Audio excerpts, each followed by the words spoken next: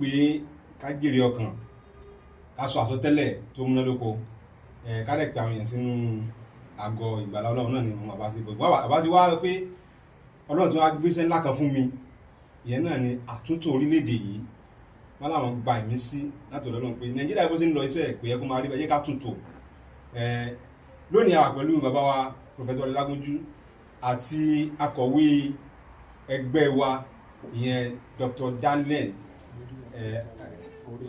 orí adé Daniel so àwọn náà wà níbí so fún sáà yìí bàbá sọ fún wa kí ló jẹ́ kán yàbàrà wọn kò nu nǹkan tó dání but wọ́n tún yà sọ́nà míì ìdí tó fà bàbá sàlẹ̀ fún alẹ́kùnrẹ́rẹ́ ẹ̀múkàlẹ̀ ọmọ kẹmú ti àlàáfíà àti ṣe bá ní ọ̀rọ̀. Mo kí gbogbo àwọn èèyàn wa lílé lóko ó sì tún kún ẹ̀yin gbogbo journalist ẹ ní àǹfààní láti bá mi sọ̀rọ̀ lẹ́nu mo dúpẹ́ lọ́wọ́ Ọlọ́run fún àánú rẹ̀ lórí gbogbo yín àti èmi náà àti gbogbo ọmọ Nàìjíríà kì í ṣe pé mo yà bàrà tí a bá wo Bíbélì nígbà tí ìlú tàbí táwọn èèyàn bá wà nírú ìṣòro tí a dojúkọ wá ní Nàìjíríà sí Ọlọ́run máa ń gbà wọn kan dìde fún àpẹẹrẹ nígbà táwọn ọmọ Ísírẹ́lì wà ní ilẹ̀ Egypt tó wà lóko ẹrú Ọlọ́run gbé Mósè dìde ó gbé Jóṣúà dìde ó gbà àwọn wòlíì yẹn dìde láti máa gbóhùn látọ̀dọ̀ Ọlọ́run láti máa darí wọn láti máa tọ́ wọn sọ́nà pé ohun tí wọ́n ń ṣe ni tó bá pẹ́ ẹ̀ṣẹ̀ ló fà wọn á tọrọ ìdáríjì ẹ̀ṣẹ̀ Ọlọ́run á sì fi àánú bá wọn ṣe lóòótọ́ mò ń ajèrè ọkàn gangan ní iṣẹ́ ìránṣẹ́ gbogbo pásítọ̀ ní ayé iṣẹ́ ìránṣẹ́ ìjèrè ọkàn ni oníbóyí ń tò níbọ̀ láti jèrè ọkàn ni ṣùgbọ́n àwọn iṣẹ́ ìránṣẹ́ kan tuntun wà fáwọn wòlíì àwọn kan wà tó ń pè ní wòlíì ní church àwọn kan wà tó ń pè ní prophet unto the nation iṣẹ́ prophet unto the nation òyìn mo ṣe lọ́wọ́lọ́wọ́ tó wà ní ìbámu pẹ̀lú Bíbélì àwa wá wà láàárín Ọlọ́run àti àwọn èèyàn rẹ̀ láti gbóhùn Ọlọ́run láti sọ fún ọ nǹkan tí Ọlọ́run fẹ́ forílẹ̀-èdè ṣe mọ́ àwọn èèyàn náà tá à ń sọ nípa ẹ̀ Bíbélì ní Tolúwa nílẹ̀ àti ẹ̀kún rẹ̀ ayé àtòun gbogbo tó wà nínú ẹ̀ a lè yọwọ́ Ọlọ́run kò ní àfi àsì orílẹ̀-èdè ayé ìjọba bá ti yọwọ́ Ọlọ́run kó bẹ wàhálà dé ni nǹkan tó ṣẹlẹ̀ ní ẹ̀ mi ìyá bara mo sì wà ní ìlànà ta ló mọ̀ bóyá torí ìlú èyí gangan lọ́lọ́run fi yà mí sọ́tọ̀ látọjọ́ pé kí n máa wẹ̀ bóyá torí iṣẹ́ ńlá báyìí iṣẹ́ pàtàkì báyìí ẹni pé gbogbo àwọn wòlíì tí wọ́n lò ń gbà yẹ ẹ̀dá kan máa gbé inú gbó ẹ wo Mósè inú aginjù ló ń gbé Èlíjà inú aginjù ló ń gbé Jòhánù inú aginjù ló ń gbé gbogbo wọn bẹ́ẹ̀ ta ló mọ̀ bóyá torí irú àkókò báyìí lọ́lọ́run fi dá ẹ̀mí wa ní Ọlágúnjú sí pé kó ya ìsọ̀tọ̀ kó náà máa gbé inú gbó so nǹkan tó ṣẹlẹ̀ gan ni àsìkò náà ti tó báyìí. bó jẹ́ pé ṣáájú àsìkò yìí a ti ṣe ọ̀pọ̀lọpọ̀ ìpolongo nǹkan tẹ́gbẹ́ dání láwọn ìwé ìròyìn káàkiri gbogbo ìwé ìròyìn orílẹ̀-èdè yìí pátá láti ṣe kódà tá a fi lọ sí ilẹ̀ àwọn Haúsá ilẹ̀ Ìgbò ilẹ̀ Yorùbá àti ìlọ káàkiri ẹni gbígbèsè pẹ̀lú fún àǹfààní àwọn tí wọ́n wà fúngbà àkọ́kọ́ kí ni tẹ́gbẹ́ dání àtúntò tẹ́ ń sọ yìí kí ló dálé lórí. gẹ́gẹ́ ṣe sọ ẹ lóòótọ́ tí ẹ bá wo orílẹ̀-èdè wa lénìí ara ọ̀rọ̀ ọkùn ara ọ̀dọ̀ ẹ ti yẹ nǹkan ti dojúrú ọ̀rẹ́ mi máa ń sọ fún àwọn ènìyàn wípé kì í ṣe ààrẹ Bọ́lá Ahmed Tinubu ló bí gbogbo nǹkan wọ̀nyí kíní yìí ti wà tipẹ́ fún àpẹẹrẹ nígbà tí Jonathan wà ń bẹ wọ́n ní kò ṣe dáadáa wọ́n protest wọ́n ní kúrò bẹ̀ ìgbà tí Buhari tún dé wọ́n tún protest wọ́n ní kò ṣe dáadáa ó kúrò bẹ̀ ìgbà tí Bọ́lá Ahmed Tinubu tún dé náà wàhálà tún wà ń bẹ nísìnyí Nàìjíríà yìí kì í ṣe àwọn olórí yìí nìkan ló contribute sí problem tó wà ṣáàdì system gangan tí àwọn operate lọ́wọ́ colonial system táwọn òyìnbó ti gbé fún wa táwọn ọmọ ò lò mọ́ táwa sì wà ń lò òun ló bí gbogbo wàhálà tó dé bá wàhálà wà lórílẹ̀‐èdè Nàìjíríà tí ò ní ṣùgbọ́n tàbí tí ò ní pé ọmọ inú gan oyún ní gan mọ̀ pé wà bára pọ̀ lórílẹ̀ Nàìjíríà ó dá kí lọ́nà àbáyọ abọ́dọ̀ lọ sọ́dọ̀ Ọlọ́run ni lásìkò dá nǹkan tá à ń ṣe làwọn àpò àjọkò Olúwa kí ni ká ṣe ìgbà àkọ́kọ́ tá a jáde ní ìwé ìròyìn Punch last year October 15 àwa jáde pé wọ́n ń gbé palliative kí ni pa ìṣẹ́rú àwa sọ pé a nídìí palliative or wage increment ìyẹn ló jáde gbà látìgbà látọ́ pé ok n tí ọmọ Nàìjíríà ní pé kí wọ́n mú gbogbo nǹkan wálẹ̀ làwa sọ fún wọn gbà pé ok palliative time fún yàn kò ní í ṣe gbogbo ọmọ Nàìjíríà ló máa jẹ palliative you should trust Nigeria àwọn kan máa kó jẹ àwọn kan máa kó pamọ́ ẹtí ní kàtà ń sọ sí làwọn ní kì í ṣe palliative dẹ́tọ́ bá sọ àtúnṣọ̀rọ̀ wage increment tá à ń sọ ní gbogbo gbà ṣé gbogbo ọmọ Nàìjíríà ni kì í ṣe gbogbo wa ló ní wage increment ló máa benefit bẹ́ẹ̀ àwa sọ bẹ́ẹ̀ ni àwa sọ pé òkè ń táwa sọ fún wọn ní wípé òkè ọ̀nà àbáyọ rèé sovereign country sovereign state united without any form of division under United States of Nigeria yẹn la sọ pé kí state kankan kó dá dúró bí orílẹ̀-èdè bí state ní abẹ́ ìṣàkóso United States of Nigeria láìsí ìpínyà láìsí pé àpín láìsí ogun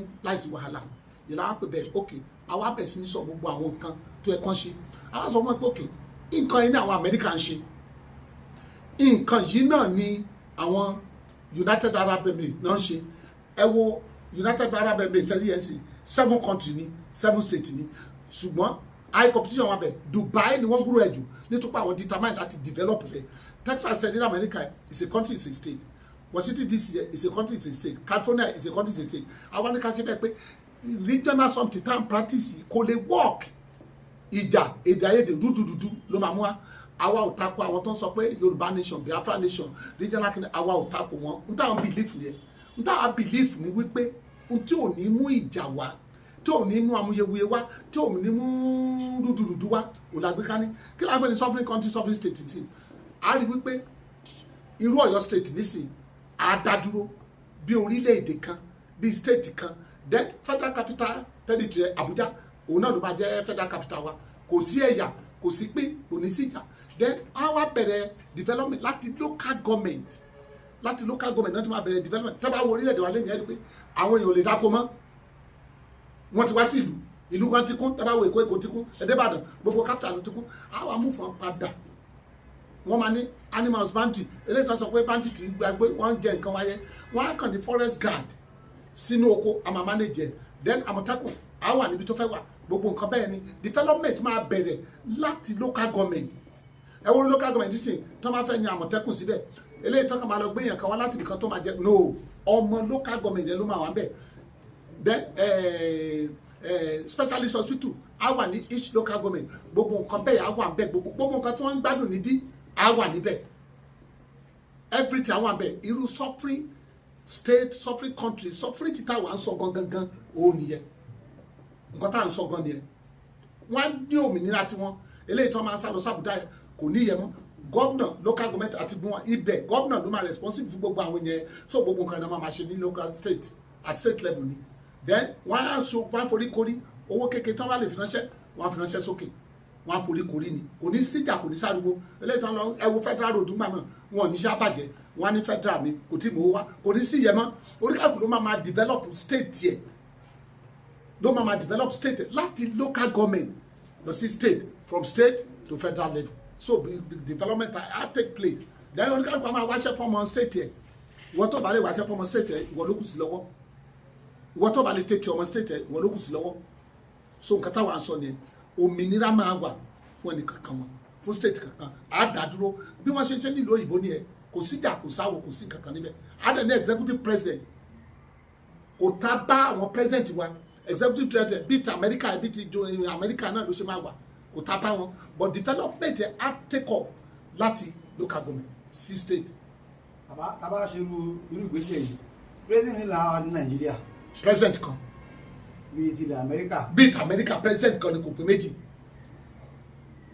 president kan náà la máa ní kò lè pé méjì but àwọn gómìnà yẹn wọ́n máa ró wọn ní agbára wọ́n máa responsible sí àwọn èèyàn wọn kò ní sí pé wọ́n lọ sí Àbújá àwọn náà máa develop ẹ máa discover pé high competition máa wà wọ́n máa ní òmìnira láti ṣe òótọ́ fẹ́ then resources wọ́n máa tàpẹ̀ láti develop state wọn nǹkan tó ń ṣẹlẹ̀ ní ẹ pé resources wà ní Nàìjíríà but wọn ò ní agbára láti lè tàpẹ̀ láti lè fi develop ẹ nǹkan tó ṣẹlẹ̀ ní. ohun tí ẹ sọ yìí sá tí a bá wò dáadáa láti ìpìlẹ̀ ìgbọ́n táwọn kan ti ń sọ fún náà tẹ́lẹ̀ ti sọ tẹ́lẹ̀ náà ni pé ká ní regional government ìjọba ẹlẹ́kùnjẹkùn àwọn tí wọ́n jẹ́ tó wà ní ilẹ̀ Yorùbá south west máa ṣe tiwọn àwọn tó wà nílẹ̀ Haúsá àríwá àwọn náà ṣe tiwọn àwọn tí kòbòkòbò náà àwọn náà bá tiwọn lọ ṣé kò fẹ́ jọmọ́ nǹkan tí ẹ̀ ń pèpè fún. ó yàtọ̀ o regional government rẹ ilé ìtàn ṣe ń gbà bàbá ìwó lọ́wọ́ ni tiwa yàtọ̀ ó yàtọ̀ o ṣé ilé tí wọ́n ṣe nígbà ayé àwọn bàbá ìwó lọ òun ló bí ogun o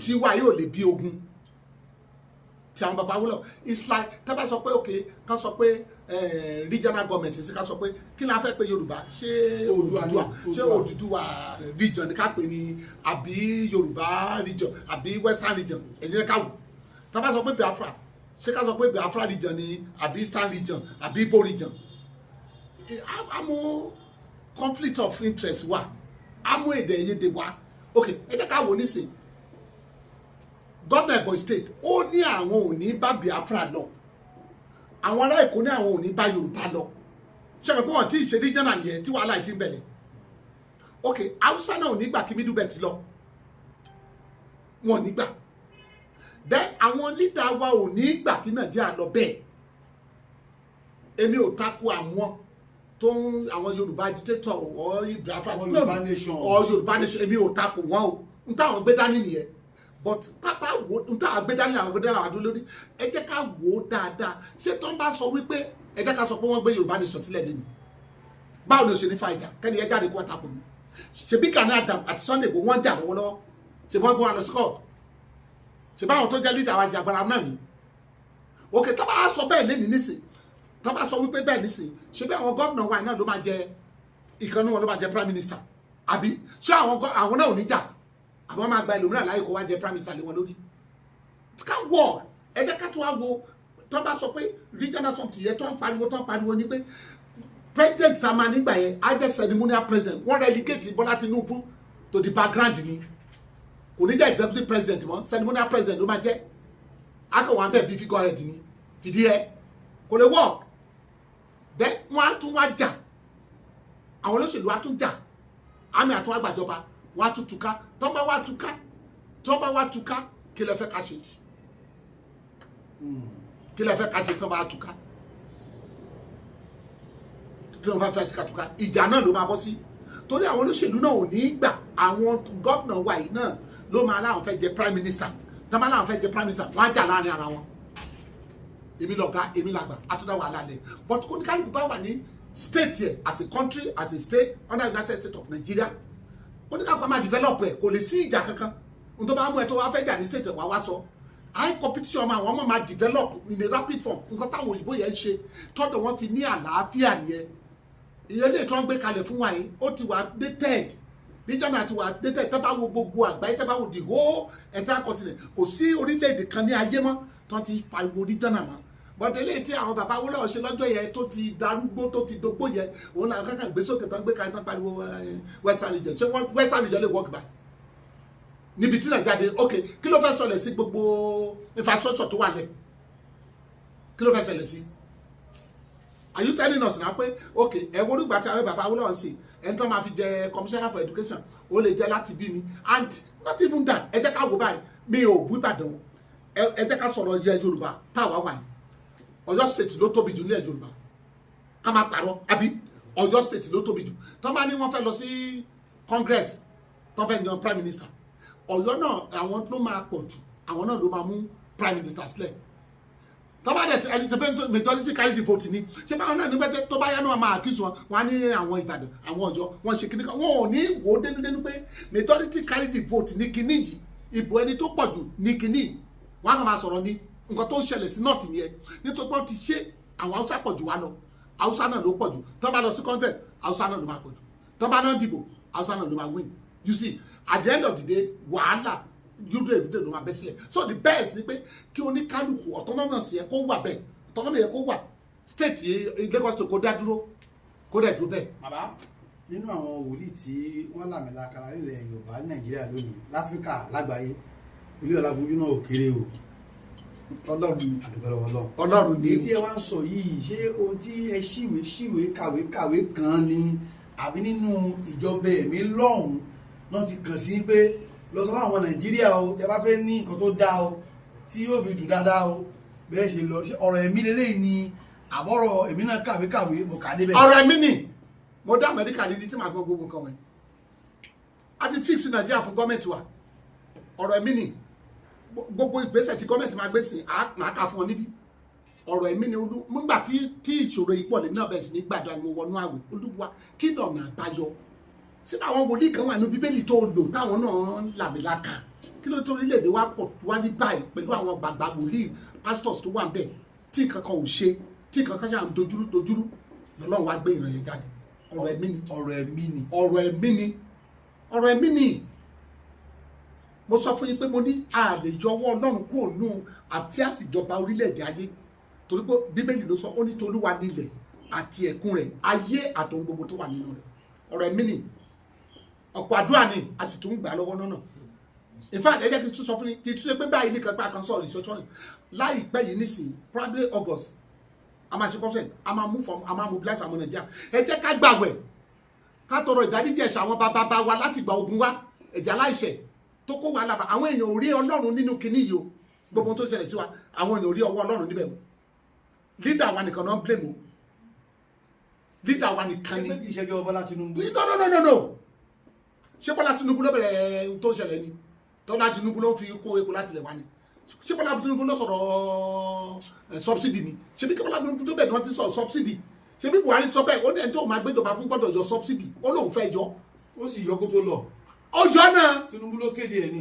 Tinubu ló kéde ẹ so nǹkan tó yẹ àwọn èèyàn ni ẹ ẹni pé àwọn èèyàn ń pariwo nísìnyí àwọn fẹ́ di bad government kò lè work ok àwọn tó ń sọ pé àwọn fẹ́ di bad government ṣebí a protest nígbà yẹ Jonathan a protest nígbà yẹ Buhari a ti protest wa ìgbà yẹn sàṣà protest kò sí protection kan tó ń ṣe kò sí protest kan tó ń ṣe Nàìjíríà tó wọ̀ kiri ó máa ń la ẹ̀mí èèyàn lọ ni yẹn la fi sọ fáwọn èèyàn pé ẹ ní ìdí protest kankan àwa ní protest letter tá a máa gbé fún ọ protest letter tiwa ni a máa ṣe world press conference n tá a máa gbé fún ìjọba ni protest letter wa tá a máa gbé fún wọn rí nǹkan tá a máa gbé fún wọn rí n tá a máa gbé fún wọn rí n tá a fẹ́ kọ́ ṣe rí kò lè wọ́. èyí tí ẹ wá rí sá kí ni àwọn bẹ́ẹ̀ rẹ ti gbé àsìkò bí a pè pàdé àwọn oníròyìn láti kọ̀ síjọba kí lẹ ti ṣe kí lẹ fẹ́ ṣe. nǹkan tá a fẹ́ ṣe ni pé ẹ rí i pé wàhálà wà lórílẹ̀‐èdè wa báyìí ìyàn wà ibi ń pa ìwọ̀n èèyàn ohun 19 kan la kọ́kọ́ gbé ná number 1 ni fix Nigerian power problem and reduce the tariff ẹ gbọ́ kò sí náà mẹ̀kúnnù ló nídìí náà mẹ̀kúnnù nídìí náà ẹ wọ àwọn ìyá aláta tó ń ta tó ń lẹ̀rọ tó ń ṣe gbá tó ń ṣe gbogbo ẹ tó ń ṣe fíríjì tó ń tómi tútù wọ́n nídìí náà but nípa ń ṣe ségesège tí ìjọba bá ṣe nǹkan tá a sọ yìí ẹ wo wọ́n máa kan sára sí Bọ́lá Ahmed Tinubu ni number 2 ni pé reduce the pump price of fuel kó mú subsidy kó mú wálẹ̀ kó mú wálẹ̀ pátápátá kó gbé wo pé padà ó epo yẹ gangan ló bí wàhálà yìí èmi ò rí ààrẹ fi ààrẹ ṣe mistake nígbà tó débẹ̀ ìgbà tó débẹ̀ wọ́n bá kọ́kọ́ wo kíní subsidy yẹ ní gbàrà ẹni pọ́jọ́ tó débẹ̀ tó ṣe inauguration báyìí náà láwọn yọ subsidy no it's wrong so script tó kàn gbé kalẹ̀ fún ààrẹ làárẹ̀ kan implement it's wrong ẹ lè gbé kankan fẹ́mi ẹ lè kọ́ lẹ́tà kankan fẹ́mi máa kà kí n tó implement ó yẹ káwọn kọ́kọ́ kà kí ni ewu tó wà ní kíní kí ló lè mú jáde àwọn kan go ahead àwọn làwọn yọ subsidy òun ló bí gbogbo inflation yìí òun làwọn èèyàn fún wa ń pariwo lẹ́yìn tí gbogbo nǹkan lọ sókè they just have to remove the pump price of fuel ìkẹta ni pé embark on agricultural market and food ẹni pé oúnjẹ wọn kò yẹ kí wọ́n máa import rice kò yẹ ó yẹ nínú restructuring tá a sọ á mú àwọn èèyàn lọ sí rural area á dá wọn padà kọ́ máa dáko kọ́ embark on agricultural mechanization and food husbandry àbí animal husbandry gbogbo àwọn àbẹ̀ ìyẹn number 3 number 4 ni look into the plight of the cattle rearer and embark on animal husbandry eléyìí tí wọ́n kó màlúù kiri ẹni ìjọba ò tí ì ṣetán ni wọ́n á lọ sínú oko wọ́n á jẹ́ kí wọ́n á gba ilẹ̀ lọ́rọ́rọ́rọ́ wọ́n á kó màlúù wọn síbẹ̀ ẹ tó bá kó màlúù wá sílùú bí ìlú bá kí màlúù mọ́ni tó bá pàjẹ́ kò lè wọ̀ àwọn ló fà but nígbà tí ìjọba ò ṣe yẹ òun ló bí gbogbo pé kí màlúù máa wá àwọn àgbẹ̀ wa wọn ò lè dáko mọ́ wọ́n kàn jẹ nǹkan wọn lọ màlúù náà tó ní nǹkan tó fẹ́ jẹ tẹ́bí ń pa ṣebí koríko ni màlúù ń jẹ á kàn máa jẹ́ lọ ní màlúù ọmọ kan àwọn kan tó ṣẹlẹ̀ ni ẹ̀ṣọ́ security of life ẹ̀wò bọ́n ṣe ń pààyàn ẹ̀wò bá àwọn ajínigbé ṣe ń gbéyàn wọ́n á kí ẹlòmíràn mọ́lẹ̀ wọ́n á máa gba bílíọ̀nù lọ́wọ́ ẹ̀ kò yẹ kó rí bẹ́ẹ̀ àwọn kan tí gọ́ọ̀mẹ̀ntì gbọ́dọ̀ ṣe nìyẹn bring inflation down ẹ wo inflation bó ṣe wà n tẹ́ ẹ rà ní 10 naira tẹ́lẹ̀ ó ti di 100 naira àwọn kankan tó ń fìyà jẹ àwọn aráàlú tí wọ́n fi bínú nìyẹn ẹ had the purchasing power of the naira ẹ wo owó Kútọ́nù ti bẹ́tà ju owó wa báyìí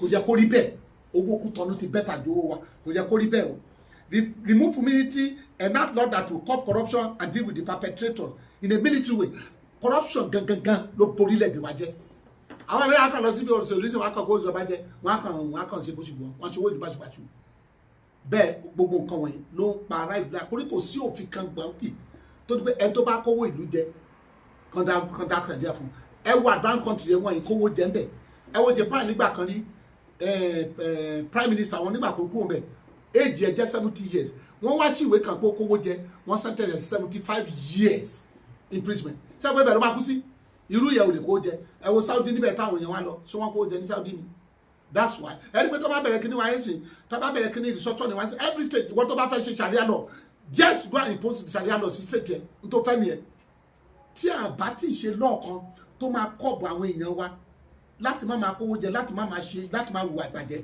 orílẹ̀-èdè wa lè tẹ̀síwájú akàntara wa ni create job opportunity for the ẹni àwọn ọmọ wa ló ń ṣe olóṣó nísìn ẹ wo bá ṣe gbé èèyàn ṣẹ́ṣó bá tó ṣiṣẹ́ fún wọn ẹ wo bó lè ṣe wọ̀n nílùú tí wọ́n bá dá ilé iṣẹ́ sílẹ̀ kò ní síbẹ̀ mọ́ àwọn kankan táwa ní tí gọ́ọ̀mẹ̀ntì gbọ́dọ̀ ṣe lọ́wọ́lọ́wọ́ nìyẹn kátó ẹ̀bá kan dájú sọ́jọ́ ni restore law and order òfin àwọn olówó wà òfin mẹ̀kúnnù wà olówó tó bá kó bílíọ̀nù jẹ nísìn wọ́n lè sọ wọ́n lè gbé lọ sí kóòtù sí wọ́n ní ó sick ó fẹ́ lọ gba ìwòsàn nílùú Amẹ́ríkà ẹ̀gbọ́n ẹ̀gbọ́n bọ̀yá ọmọ kékeré tó jẹ́ pé bóyá màlúù kan bóyá tó kàn gbé wúrẹ́ kan wá ní kan gbé lọ sí kirikiri kó wà ń bẹ̀ kó kàn bá sí ibẹ̀ ló ti máa parí ayé ẹ̀ àdìrà dàdà kó tó dé kò sí law and order in Nigeria law and order ẹ̀ sì ti nílò ìbò kò sí ní Nigeria wa bíi àwọn kan náà in fact all privatization ẹ lọ sí post office wa tẹ bá débẹ̀ asun yín kò sí kankan níbẹ̀ mọ́ wọ́n ti bàjẹ́ pátápátá bẹ́ẹ̀ bá fara staff bẹ́ẹ̀ bá débẹ̀ kan sí kankan ẹ wo iná nísìnyí wọ́n privatize ni ó yẹ kán gba gbogbo ẹ̀ padà kí ìjọba wa máa bójútó but ìgbà tí wọ́n kàn tá ṣe báwọn náà ló rà reduce duties paid on import aside duties divert import revenue kí ló dé tó fi ń gbé fàyàwọ́ gba ẹyin gbó gba ọ̀nà òkúta kò yẹ kó rí bẹ́ẹ̀ owó gọbọi tíjọba gbélé ni tó bá ń gbowó kékeré wọ́n máa gbé kíní ẹ̀ wọlé owó àdẹ̀wà a máa ní owó ilé ìtàn gbé fàyàwọ́ tán kàn fún àwọn aṣọ́bodè ní owó kékeré táwọn kan gbé kò yẹ kó rí bẹ́ẹ̀ gọ́ọ̀mẹ̀ntì gbọ́dọ̀ lo wisdom sí ẹ láti ṣe yẹn ni reduce vehicle particulars stroke license ìgbà tẹ́mi bẹ̀rẹ̀ sí gba license 2 naira mo fi ń gbà 2 naira mo fi gba license tí mo bẹ̀rẹ̀ sí wọ mọ́tò láyé ẹ lọ wò ní sí 25-35 náà fi gba license so yẹ kó rí bẹ́ẹ̀ ni ní orílẹ̀-èdè wa wọn gọ́ federal government to consider àwọn mẹ̀kúnnù ọ̀pọ̀lọpọ̀ mọ́tò lẹ́ni tó wà ń bẹ̀rẹ̀ tó àti wọn ti driver wọn ní license wọn ní driver's license nítorí pé wọn ní owó tó máa fi ṣe look into the plight of the army reform the military and the police kí wọ́n wo àwọn àmì wa ilé ìtọ́sọ pé àwọn ọlọ́pàá ń gba owó kan wọ́n gba bribe yes àwa la gọ́ọ̀mẹ̀ntì ló fi àyè sílẹ̀ fún wọn ṣebí àwọn náà lọ́mọ níléèwé ìbáwọn náà fẹ́ kọ́lé àwọn ló fi àyè sílẹ̀ free and qualitative education at all level as at last year ní University of Ibadan bẹ̀yẹ̀ o 65,000 ní owó school fees wọn per session as at now tí mò ń sọ̀rọ̀ yìí ó ti jump sí 350,000 báwo ni mẹ̀kúnnù ṣe fẹ́ rówó ràn ọmọ ẹ̀ whereas àwọn leader wa ń kọ́ ọmọ wọn lọ sí private school bí mo ṣe ń bá yín sọ̀rọ̀ yìí owó school fees òun ló jẹ́ káwọn ẹ̀ máa protest is 350,000 ó jù bẹ́ẹ̀ lọ àwọn olówó ń kọ́ wọn lọ sí private university wọ́n dẹ̀ sanwó àwọn nǹkan gan tí gọ́ọ̀mẹ̀ntì gbọ́dọ̀ bójútó a landlord that will give our traditional ruler specific constitutional rule ẹ wọ bá wọn kàn jókòó sáàfin ni àwọn kan accuse àwọn bọ́wá nígbà kan wọ́n ní wọ́n ta gbogbo ilẹ̀ fún àwọn Fúlàní wọn ò ṣe níta nígbà tí wọn ò fún wọn níṣẹ́ kan kò sí wọn kàn jókòó síbẹ̀ ni tó bá fún àwọn bọ́wá ní constitutional rule bíi ti ìgbàanì tí wọ́n lágbára tán ní kankan tó ń kankan dẹ̀ ìfowópamọ́ wọn ò ní máa wá contract kiri àwọn bá wà ò ní máa wá contract kiri bọ́lá nígbà tó wọ́n fún ní constitutional rule gọ́ọ̀tọ̀ kan bá débẹ̀ lé ní ọba tó support ayọ̀ ọbẹ̀ ní ọ̀jìgá ní ìgbà tiwa nísìnyí Ifá ò yan ọba mọ́ o ọba tí Ifá yàn nísìnyí ẹ̀ tó wà nílùú òyìnbó ni tó lówó lọ́wọ́ Ifá ò yan ọba ní Yorùbá mọ́ olówó ní Ifá yàn ẹ̀rí kan tó ṣẹlẹ̀ àwọn kankan tó nídìí láti ní separate every religion from partisan politics ẹ wo àwọn religion wa èmi ò tako ẹ̀sìn kan o èmi máa ń sọ láti ilẹ̀ wa more than 12 years pé ẹ separate religion from politics kí ni reason tí ìjọba fi máa ń gbogbo fáwọn Christian clerics àti àwọn àfáà kan wọ́n máa lọ Mẹ́kà lọ Jésù kí ni wọ́n lọ ń ṣe níbẹ̀ èmi wà níwájú ní ayé Abacha evangelist Olúmilúà ló jẹ́ chairman kíní Christian West Board wọ́n fún mi ní tíkẹ́ẹ̀tì kí n lọ sí Jerusalem mo ní kí ni nǹkan tó sọnù síbẹ̀ èmi ò nídìí ẹ̀ ọ̀fẹ́ ni wọ́n ní kí n lọ mo ní mi ò lọ tó ìbá fẹ́ lọ Jerusalem máa wá owó máa lọ it's just mere sightseeing kí ni mo fẹ́ lọ ṣe bẹ́ẹ̀ tí ò sínú Bíbélì tí mo fẹ́ kà but ní same line of reason wọ́n ní ìjọba wa gbé 90 billion sílẹ̀ kan máa fi lọ torí kíni ṣe bẹ́ẹ̀ sì ni it's a personal something with God ìwọ tó ń sọ ọlọ́run ẹ o tó fẹ́ lọ sí ẹ̀ta lọ gbogbo ẹ̀ náà why should they do that wọ́n wá ń du ẹ wá rí pé gbogbo nǹkan yẹn ló wá mú kí Christian náà máa jà pé àwọn náà fẹ́ lọ Jerusalem bí àwọn Muslim ṣe lọ sí nígbà pa àwọn pastor náà bá dé láti Jerusalem wọ́n gbé JP àbí wọ́n gbé Reverend Dr. JP àbí ẹ̀kọ́ náà jẹ́ sí àwọn dédé sí àwọn náà dé àti alájà àwọn náà gbé kinní sórí tó yẹ kó rí bẹ́ẹ̀ mi ò takò ní o ṣé mo pé Muslim ló wà nínú kinní wọn kọ́ máa lọ Mẹ́kà kò sí nínú Bíbélì wa wípé Christian gbọ́dọ̀ lọ sí Jerusalem no kò sí níbẹ̀ but ẹ wo rivalry tí wọ́n create kalẹ̀ gọ́ọ̀mẹ̀ntì ló fà Muslim ló máa ń lọ sí Mẹ́kà kò sí nínú Bíbélì pé Christian gbọ́dọ̀ lọ sí Jerusalem nígbà wá pẹ́ àwọn náà wá hajj ṣe wọ́n ní pray for government àbí wọ́n wá lọ sí Jerusalem wọ́n láwọn lọ gbàdúrà fún gọ́ọ̀mẹ̀ntì wa ṣé wọ́n lè gbàdúrà Nàìjíríà ni ṣé wọ́n lè gbàdúrà ni so ibi tá à ń lọ nìyẹn o we are talking about total destruction of the country based on sovereign country sovereign state under United States of Nigeria without any form of division ìjà àwọn agbẹ́dá nìyẹn. ẹ kú òun látàrọ sà nǹkan tẹ́ gbẹ́dá nìkan tó lágbára ni nǹkan tí ó sì máa ṣe gbogbo orílẹ̀-èdè náà fà nínú. ǹjẹ́ àwọn ìjọba wa ti gbọ́. ìwé mi wà lọ́dọ̀ ààrẹ mọ tí mo ṣe. ẹ ti sẹ́ǹdẹ̀ sí Bọ́lá Ahmed Tinubu. ààrẹ mọ tá à ń ṣe Gbajabiamila mọ tá à ń ṣe kí n tó sọ fún yín chief of defence mọ tá à ń ṣe chief of army staff mọ tá à ń ṣe. ẹ ti kàn sí wọn.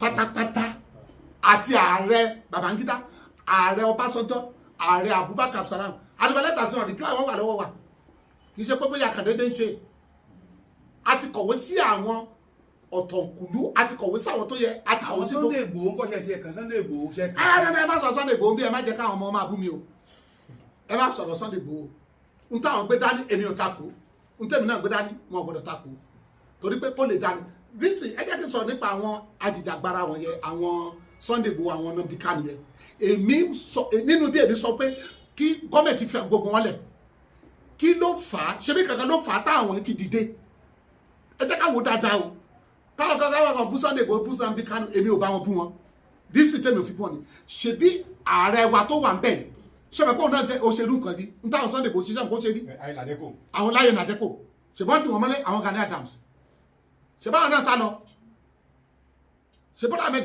Tinubu sá lọ ṣebí kankan ló bí táwọn Sunday Igboho fi dé àwọn Nnamdi Kanu ti dé the injustice that is going on in Nigeria olóbi kìíní nígbà tára lù tára ni wọ́n tí ìyà pọ̀ tí gbogbo ẹ̀ pọ̀ tí wọ́n marginalize ẹ̀yà kan n tó gbọ́dọ̀ ṣẹlẹ̀ ní òun lè ní sọ pé èmi ò takò wọ́n because bí àbágbélé dìde àwọn kan náà tún dìde wọ́n á tún máa fa wàhálà kò dẹ̀ sí ọ̀nà kan tá lè gbé gbà protest yẹn náà ni wípé ara ni wá wọ́n ké but unfortunately àwọn leader wa wọn ò ní listening here wọn ò fẹ́ gbọ́ ẹ tó bá ti ṣe bẹ́ẹ̀ tó ṣe báyìí ó fẹ́ gbàjọba lọ́wọ́ kọ́ máa pa wọn náà máa ṣe wọ́n máa gbógun tì wọ́n láti 1966 tó ti ń ja ogun bọ̀ tó ti ń sọ̀rọ̀ pé ara ni wọn Ọlọ́run ló mọ iye àwọn èèyàn tó ti pa nígbà yẹn Sunday Igboho Ọlọ́run ló mọ iye àwọn èèyàn tó ti pa òkè tí Sunday Igboho bá sá lọ lọ́jọ́ ẹ̀gbẹ́ àwọn bá ti pa bóyá ìbá ti bá lọ ṣebí Nnamdi Kanu ló wà bẹ́ẹ̀ òkè ẹwọ àwọn tó láwọn fẹ́ gbàjọba ní secretariat nìbàdàn àwọn kọ́ kú nínú wọn náà àwọn kọ́ wà lábùdí sí ẹwọ àwọn tó bọ́ sí rédíò náà ẹwọ nǹkan tó ṣẹlẹ̀ wàhálà tẹ́ bá wo nǹkan tó ń jà lé ọ̀nà ẹ̀tọ́ ni bọ̀tìjọba àwọn olórí wa ò rí bẹ́ẹ̀ o wọn ò rí bẹ́ẹ̀ ò lè sọ pé èmi ò takò wọ́n gúrùpù tèmi ò takò àwọn Sunday Igboho àwọn Nnamdi Kanu àwa ń sọ wípé wọ́n rìlíìsì gbogbo wọn àtàwọn tó gbàgbọ́ kán pè wọ́n wá sílé kán forí korí ọ̀nà àbáyọ sí ìṣòro Nàìjíríà ohun táwa dúró fún nìyẹn so nínú ibi nísìn nígbà after question yìí reasoning with our leaders ó wà bí màá sọ jáde nínú àwọn nǹkan tá a fẹ́ sọ nísìn náà ẹ̀rí pé àwọn kan láwọn fẹ́ protest lọ 29 kò lè work mi ní parọ́ fún yín kò lè work àwọn leader wa yìí wọ́n á rí wípé ìṣẹ̀nà fẹ́ overthrow gọ́ọ̀mẹ̀ntì wọn ọjọ́ tí Bọ́lá Ahmed Tinubu ti ń struggle láti di ààrẹ kánìkan wá débẹ̀ lẹ́nu kó lóun fẹ́ lé Bọ́lá Ahmed Tinubu jàgà báyìí ṣáàgbà ṣẹ́yìn náà lè gbà èmi ò lè gbà ẹ jẹ́ ká sọ̀rọ̀ síbi tọ̀rọ̀ wa kì í ṣe pọ̀rọ̀ Yorùbá pé Bọ́lá Ahmed jẹ́ Yorùbá Ọlágunjú jẹ́ Yorùbá. ọ̀rọ̀ èmi ló kàn àwọn ló kàn. ìgbà tí Bọ́lá Ahmed bá sọ ó ní èmi ló kàn kó sọ pé Yorùbá ló kàn kò ní bá ṣe tó ní àwọn alídàá ló mọ̀ bá ṣe tó ó ní èmi ló kàn ẹgbẹ́ kìíní ọ̀hún wá kò sọ pé wà Ọlágunjú ló kàn kò sọ pé Yorùbá ló kàn èmi ló kàn ẹgbẹ́ kìíní ọ̀hún wá wọ́n sì ti gbé fún ẹni tó ní ká gbé kí náà wá tó ń jà pé ká gbé fóun wọn á fẹ́ lè kó mẹ́ kò lè wọ́ kò lè possible kì í ṣe pé bóyá ọ̀rọ̀ ẹlẹ́rìn àbí torí kó jẹ́ Yorùbá mo fi ń support Ìbọ́lá èmi ò sí nínú àwọn Yorùbá kan tó máa rí dúdú tá pè ní pupa no èmi ò sí nínú wọn rárá I am an Èkìtì man pure Èkìtì báyìí ni mo rí nìyẹn so ẹ yẹ ká sọ̀rọ̀ nípa ẹ̀ so àwọn tó fẹ́ ṣe kọ́ máa ṣe protest kankan kọ́ máa kọ̀rọ̀ waste ẹ̀mí wọn torí pé wọ́n á tún pa wọ́n ní ẹ̀wọ̀ ohun tó ṣẹlẹ̀ nígbà EndSARS ṣé wọ́n rókun àwọn yẹn dè ní ṣe àrókun wọn ṣé ẹ̀ ní jọ́nà ẹ̀rókun wọn ẹbí tó máa ń yìnbọn ṣẹ́yìn náà máa lọ bẹ̀ ṣẹ́yìn náà ò ní gbóni yín pamọ́ sílé èmi ò lè jẹ́ kọ́mọ̀ mi jọ àwọn tó fẹ́ protest torí pé mọ̀ pé àwọn dídà wa wọ́n á kàn give you chief of kele akọni kan pa wọn padà pa wọn ẹwà àwọn tó pa ní kàní ká máa fa wàhálà kó dákẹ́ kó join group wa we have our own protest letter nígbà máa gbé fún wọn ní kó join group wa. bàbá yìí tẹ̀jẹ́ ká morúkọ group yẹn. Directorate of the concerned prophet Directorate of the concerned patrons in Nigerian and overseas. Directorate of the concerned patrons in Nigerian and overseas. I am speaking on behalf of that group. We have our national secretary who is here with me. We have the vice president, Lady Olatunde Taiwo Ojoye Ngosu. Ó wà láàrin wa. Àti láwọn Hausa láàrin wa náà. Hausa nínú yín. Dr. Mama wà láàrin wa. He's an executive member. Then Dr. Peter Maduka. Dr. Peter Maduka is executive member of the group. Ẹgbẹ́ yìí kò ń sọ ẹgbẹ́ Yorùbá nìkan pé àwa Yorùbá la kóra wa jọ. We have reasonable people. Àbáwá Kristẹni. No. We have outside. Notable people. Bàbá ní iye ẹfẹ tó mélòó ní iye. Cut across gbogbo Nigeria ni. Àwọn tó wà nílùú èbó ńkọ́. Wọ́n wà lára wa. My vice president is from Britain. He's in Britain as I'm talking now. Ojoye, Lady Olatunde Taiwo Ngosu Ojoye is the vice president. We have many people. I am speaking the mind of millions of Nigeria. Nǹkan tí mo sọ ìkíjẹ́ pé èmi nìkan ló ń sọ. I am speaking the mind of millions of Nigeria. Be ye Hausa, be ye Hausa, be ye Igbo, be ye Yoruba. Group wa wà formidable. That's why àkọ́kọ́ kọ̀wé sí gbogbo state governor. Àtúkọ̀wé sí gbogbo speaker House of Assembly pátápátá. Akọ̀wé sí àwọn emirs, akọ̀wé sí àwọn ọba. Akọ̀wé sí chief of army staff, chief of defence staff, chief of army staff, chief of air staff, chief of that. Akọ̀wé sí IG. Tí wọ́n sì tẹ́wọ́ gbà lọ́wọ́ Wọ́n yín. gbà á díẹ̀ ṣẹ́ ni. Èsì wọn ló fún yín tí wọ́n tẹ̀ dáhùn. Èsì dáadáa ni nígbà tá a break ìlú nígbà tá a túlù nígbà tá a gbógun tìjọba ṣebí kí ìlú lè dáa náà ni.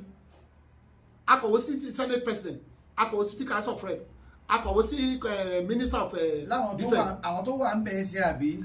The current àwọn tó wà ń bẹ̀ lọ́wọ́lọ́wọ́ akọ̀wé sí president wa. Bàbá ìgbésẹ̀ yìí iṣẹ́ yìí tọ́lọ̀ fi ràn yín ó tó nílò tẹ́tí wà lẹ́nu ẹ̀ báyìí. October la bẹ̀rẹ̀. Oṣù kẹwàá ọdún tó kọjá. Bẹ́ẹ̀ ni. Ó ṣe fẹ́ pọ́nùkọ̀ ní báyìí sá. Bẹ́ẹ̀ ni. Kí wàá ní àfojúsùn yín sá.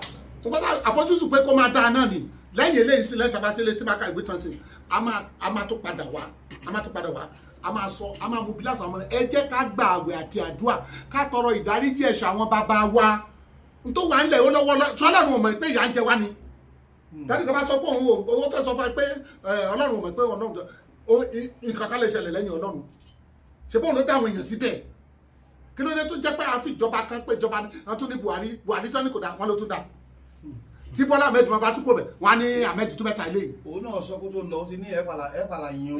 Nítorí pé ọmọ tàkúté tó kẹ́ sílẹ̀ fún Bọ́lá Ahmed Tinubu tí ẹ̀ kó sí ó ti tẹ tàkúté sílẹ̀ fún ó ní kó yọ subsidy lọ́jọ́ yẹn so what are we talking about ó ti tẹ tàkúté sílẹ̀ fún ìyẹn dẹ̀ kó sí nǹkan tó ṣẹlẹ̀ ní ẹ̀ script táwọn bàbá yẹn ti ń ṣebọ̀ náà ní àwọn bá jẹ́ pé ààrẹ tó débẹ̀ lẹ́ni ọjọ́ tó débẹ̀ ló kàn yọ subsidy ni àbí àwọn kan lọ́jọ́ ìlà ti ń ṣe wọ́n dẹ̀ gbélé lọ́wọ́ ní kó yọ subsidy Buhari ti ń sọ ó lẹ́yìn tó máa gbéjọba fún ó gbọ́dọ̀ rẹ̀ láti yọ subsidy kó tó kúrò bẹ̀rẹ̀ tó ti ń sọ in fact ó ti yọ subsidy ó ti yọ àwọn èèyàn lómọ ààrẹ tiwa tó jọba Yorùbá tàbí bẹ́ẹ̀ ó kàn pronounce it which is wrong ìyá lèmi fi ń blame mò ń blame ààrẹ wa pé bọ́ọ̀lù ẹsẹ̀ jẹ́ tàkùté ilẹ̀ tó kó sí mi ní apology láti rẹ́ndà. Bàbá ṣùgbọ́n táwọn èèyàn sọ ni pé tí o bá sọ̀rọ̀ tó sọ nígbà tí o sọ wọ́n ní ó lè má lè yọ ọmọ àìwá yọ ọmọ àgbákò ló máa padà fún Nàìjíríà. ìgbà tó wá yọ ní ìsìtú kó wàhálà bá ok ṣe ẹ lọ sí gbogbogbòrò ọmọdé àtàgbà àtàwùsọ àti Yorùbá wọ́n ṣépè fún ṣépè náà tó wà lẹ̀ ọjọ́ tó débẹ̀ ṣóun ló ṣe ni ṣe bí script wọn ti hun sílẹ̀ ni wọ́n dẹ̀ gbégbélé lọ́wọ́ yọ ó dẹ̀ wá yọ ọmọ Yorùbá wá yọ ṣèbáṣá ló ṣe sílẹ̀ ìdí tèmi ń bínú sí ààrẹ ni èmi bínú sí kò yẹ kó yọ. bàbá ní ọjọ́ náà wọ́n tún yọ pé dọ́là wọ́n ní free flow tó sì jẹ́ wípé owó dọ́là yìí náà ó tún ṣe ìpalára fún ẹkọ́nọ́mì. nǹkan tó ń gbé kalẹ̀ fún ni láti lè bàjọba ẹ̀jẹ̀ ni ẹnì kan tó ń ṣẹlẹ̀ láti lè bàjọba òun jẹ́ ni àwọn àwọn onídàá wọn burú kò sí ààrẹ kan ẹgbẹ́ Nàìjíríà ààrẹ kan tó bá kúrò mẹ́ kì í tẹ́tẹ́ ni tó gba ìjọba lọ́rùn kí tiẹ̀ bẹ́tà ju tòun lọ nǹkan tó ń ṣe fún ni ṣé ọmọ Yorùbá ló wá ń ṣe ìṣàkóso orílẹ̀-èdè wa tó wá rí báyìí tí wọ́n kọ̀ wá rọ́bìṣì ẹ̀ tó wá ń ṣépè tó ní kálukú kan ṣépè fún ṣó yẹ kó rí bẹ́ẹ̀ nǹkan tó ṣẹlẹ̀ nìyẹn kì í ṣẹ̀bi ẹ̀. lórí àtúntò tẹ gbé dání àwọn kan ní àwọn olóṣèlú kan náà bankuro wòlíì ti gbowó ni wòlíì tó sọ yìí. ẹnikẹ́ni ẹ jáde èmi sọ lójú gbogbo àgbáyé bí Ọlọ́run ti wà tí ẹ̀mí rẹ̀ wà àti dẹ́jẹ́ àbí wípé àní gbowó lọ́wọ́ olóṣèlú kankan àwa ń já owó níbi yáwó la fi ń ṣe kínní àgbowó bí Ọlọ́run ti wà tí ẹ̀mí rẹ̀ wà níwájú ẹ̀yin ọmọ Ọlọ́run níwájú Ọlọ́run tí màá jí fún àgbowó lọ anybody ẹ̀ tó bá náà gbowó fún akó jáde ẹni kò olóṣèlú ẹ̀ jáde torí pé wọ́n á corrupt wa ìgbà táwọn Sunday gbowó ṣe báwọn náà ló ń sọ pé wọ́n gbowó lọ́wọ́ tán gbọ́n bẹ̀sí ń bá wọn lórúkọ jẹ́ wọ́n ní wọ́n gbowó kọ́ tí wọ́n lọ bà mí lórúkọ jẹ́ náà pé Ọlágúnjú gbowó no I can't be out to bed. ilé iṣẹ́ ààrẹ bá wá pè yín pé wòlíì Yorùbá lèmi náà ju kí ni ilẹ̀ jẹ́ ń parí sáà tèmi náà tí má ṣe tán ẹ̀kẹ́ tún bẹ̀rẹ̀. ààrẹ máa parí sáà tiẹ̀ pẹ̀lú tá a gbé dání in fact ó máa fún opportunity láti ṣe second time tí ààrẹ bá implement tá a gbé dání wọ́n á máa bẹ̀ kó má kúrò bẹ̀. tó bá ṣe dáadáa tó bá ṣe tá a gbé dání tó tẹ̀lé kínní ẹ kóòtù mi wọ́n á máa bẹ ààrẹ Tinubu pé Jàgàbá máa ṣe lọ torí pé a mú ìyà òṣì ìpọ́njú ìṣẹ́ kúrò pátápátá ìyà ti dẹ bárakú lórí àwọn ọmọ Nàìjíríà náà ẹ rẹ pé ìyà ti di bárakú ni a mú ìyà kúrò bẹ́ẹ̀ kò yọ kúrò bẹ́ẹ̀ in fact wọ́n máa súre fún ni eléyìí tó yẹ pé èpè ni wọ́n ṣe fún yìí èpè ní dà yìí inú mi ò dùn bá ṣe ń ṣépè ló máa mú solution wá ní. bàbá ṣé pé wọ́n ṣépè fún Bọ́lá Tinubu láti. ní gbogbo ẹgbẹ́ àwọn náà mọ̀ ṣèbí oníròyìn ní ṣé ẹ̀yin ò jáde ẹ lọ sọ́jà ṣèbí oníròyìn ní ṣé èmi lẹ́wọ̀n àmà tì sí free ṣé ẹ̀yin ò jáde ni wọ́n ń ṣe torí pé ẹ̀yin ò lè sọ pé wọ́n ń ṣépè èpè gidi fún ààrẹ Bọ́lá Ahmed Tinubu àwọn ará ìlú ṣépè fún bẹ́ẹ̀ ni ò lè kọ́ síta èmi sọ pé wọ́n ṣépè fún but èpè ò lè run tó wà ńlẹ̀ bí kò ṣe ká foríkorí ìyẹn ni so reasoning with our leader òun ni mo fẹ́ kó jáde nísìnyí reasoning with our leaders òun gangan ni mo fẹ́ kọ́ yìí so let us reason together bíbélì sàṣọpọ̀ ó ní ẹ wá ká sọ àsọyé tá a bá reason pẹ̀lú àwọn leader a lè lọ a lè gbógun tì wọ́n kò síbi tá a fẹ́ fà àwọn leader yìí sí àwọn ló ti wà ń bẹ̀ àwọn náà ló sì wà ń bẹ̀ ẹ wo ṣáwọn Ọbásanjọ́ tó ti lọ jagun àwọn Abdulsalam àwọn gbogbo wọn ṣáà fẹ́ pa wọ́n ni àbáwọn kọ́ ló wà nípò ìjọba àwọn láláṣẹ ọgbọ́n náà ni ọgbọ́n láti bá wọn ṣe. The appointed time is now. Let us use persuasive method to lure our leaders to our side. Let us share brains together with our leaders and reach a prudent consensus to move our nation forward based on sovereign country, sovereign state, united without any form of division under the United States of Nigeria, USA, and this is the only saving grace for our country to survive. There is crisis, tension, hardship, hunger everywhere. Can we rightly say that Nigeria are under a cause? Ṣé ègún ni? Kí ló dé tó ilẹ̀ èdè wa rí báyìí ẹni journalist ẹ̀yin ẹ̀jẹ̀ káwò? Ṣé ègún ni à ń fi ìjọba kan wé ìjọba kan? Ìjọba tó bá ti kúrò mẹ́ta pariwo pé kò dáa. Tó bá ti tó ẹ̀mí tó bá ti débẹ̀ tó bá ti oṣù kan àbọ̀dún kan á tún ní kò dáa. Nǹkan kan ló ń ṣẹlẹ̀. Èmi believe pé nǹkan kan ló ń ṣẹlẹ̀ o. Or what can we call this? Here is a permanent solution to devastation of many generational vices that are afflicting our nation, Nigeria, and nearly tear the nation into pieces. Our leaders have eyes but cannot see. They have ear, they will not hear. What can we call this? Wọ́n ní ojú. Àwọn leader wa ò fi rí iná. Wọ́n ní etí, ṣé wọ́n gbọ́n tá à ń sọ ni? Imagine àwọn èèyàn protest. Ó yẹ kí wọ́n listen. Kí ló dé tẹ̀ ń protest? Kí ló ṣẹlẹ̀? A good leader listen. Kí ló dé tẹ̀ ń protest? Kí ló ṣẹlẹ̀? A gbọ́. Our solution. But àwọn leader ti wa wọn ò ní gbọ́. Wọ́n kàn máa dàbọ̀ ni. Okay, nígbà táwọn Biafra tán pariwo, ó yẹ kán pè wọ́n. Mo ní kíní kan ní ayé bàbá Awólọ́wọ̀ Ọbásanjọ́ nígbà ààrẹ tiẹ̀. Ó pe Asari Tukubo nígbà táwọn yẹn náà pariwo pé àwọn fẹ́ lọ ó pe Dùkúbò wá wọ́n ṣe mítìn Dùkúbò dàdákẹ́ ẹ lè gbọ́ Dùkúbò pariwo pé àwọn fẹ́ lọ mọ́ ó yẹ káwọn dídà náà pé àwọn Nnamdi Kanu àwọn Sunday Igboho ẹ jẹ́ ká ṣe mítìn kí ló dé ó dá ọ̀nà àbáyọ rèé kámú náà orílẹ̀-èdè wa tẹ̀síwájú ẹgbẹ́ tún tẹ̀síwájú. They keep on sharing palliative to Nigeria, which does not make any sense at all. Nigeria has become Lazarus, eating crumbles under the rich man's table, while Nigeria is blessed tremendously. Àwa dẹni tó ń jẹ oúnjẹ èérún oúnjẹ lábẹ́ tébù olówó ẹ lọ sí ìgboro lóyún kẹrù àwọn èèyàn bébí ṣe ń pa wọn. Wọ́n ti sọ Nàìjíríà di àwọn ọmọ Nàìjíríà di Lazarus tó ń jẹrú. Wọ́n ti sọ wá di Lazarus. Wọ́n ti Nàìjíríà wà ní èérún ni Ọlọ́run dẹ̀ bless wa. Ẹjọ́ yan kánjọ́ yín láìbì yín sí wọ́n ní pé kí ẹ sọ̀rọ̀ nípa bí wọ́n ṣe ń kó owó jẹ tí àwọn olóṣèlú ìgbàanì àti ìsìn tí wọ́n ṣe ń kó owó wa jẹ tá a sì lè sọ̀rọ̀. Wọ́n ṣòwò ìlú báṣubàṣu ṣe bó ń wà Nàìjíríà bó ṣe ṣòwò ìlú báṣubàṣu. Ok ẹ jẹ́ ká wo bó ṣe ṣòwò báṣubàṣu wọ́n ní wọ́n kó palliative wa ṣó débi tó yẹ kó dé ṣe bó náà fi ra palliative àbí láìsí kan ni ṣé kìí ṣòwò náà fi ra kí ló ń ṣẹlẹ̀ sí ṣé ẹni tó ní òun béèrè bẹ́yẹn ni ṣebí ó ń gbọ́ tó ń sọ pé àwọn mínísítà kan kó bílíọ̀nù jẹ́ tó ń gbé wọn sí kiri ṣègbó wà nílùú nígbà tó ń sọ̀rọ̀ Emefiele tán ló fi owó kọ́ kùnì kan kí ló dé tó òun lọ béèrè lọ́wọ́ Emefiele why don't you go to Emefiele aráṣin àbí ṣègbó wà ní Nàìjíríà nígbà tó sọ pé Yàyà Bello ó kó bílíọ̀nù jẹ kó lọ sọ́dọ̀ EFCC kó lọ béèrè yẹ that question is not for me go and meet EFCC ṣebí àwọn ní Nàìjíríà tí EFCC tó ń pariwo pé òun fẹ́ gbé Yàyà Bello former governor ó lọ ṣòwò ìlú báṣubàṣu àbẹ́ni ló ṣòwò ìlú báṣubàṣu oníbò lọ́sẹ̀lú ṣe ojú ìdíbàjọ́ àjò àbí kò sọ bẹ́ẹ̀ àbí ṣe bí gbogbo anáà wà ń bẹ̀ náà. bàbá àwọn kan fẹ̀ tó ń bèrè bí wọ́n ní ohun tí ẹ̀ ń sọ yìí wọ́n ní bí ẹni pé àkọ́fẹ́ pa Nàìjíríà ní orúkọ dání United States of Nigeria wọ́n ní bákan náà ni. ó yàtọ̀. a ní president lókè ara àwọn gómìnà tí wọ́n mọ̀ ètò onísàlẹ̀ wọ́n níbi pé ọ̀rọ̀ à ń yí orúkọ padà lóhun tí ẹ̀ ń sọ nínú. ohun tó yé òun nìyẹn sẹ́kẹ́tì ní aṣọ sí ohun tó yé òun nìyẹn ṣé wọ́n ní a sọ pé a máa lọ sí local government level a máa ní specialist hospital síbẹ̀ development máa wà ń bẹ̀ láti bẹ̀ lọ ṣé wọ́n ṣe body house máa wà ń bẹ̀ gbogbo mall tó wà ń gbòòrò yẹn ó máa wà ń bẹ̀ wọ́n máa develop rural area ok ó ní wọ́n yí orúkọ padà ibi tó yẹ yé ọmọ nìyẹn a sọ pé a máa ní animal boundary ṣé wọ́n yí orúkọ padà náà nìyẹn a máa embark on agricultural mechanization ṣé wọ́n yí orúkọ padà náà nìyẹn alẹ́ a máa consult láti state a máa consult express lọ sí each local government autonomy máa wọ́n máa ṣe bẹ̀ ni wọ́n máa dáko níbẹ̀ ṣé wọ́n yí orúkọ padà ni sórúkọ ni wọ́n yí padà ẹni àdé development máa bẹ̀ láti local government àwọn èèyàn wa tó wà nílùú wọ́n mú fún ọ lọ́tọ̀ọ̀hún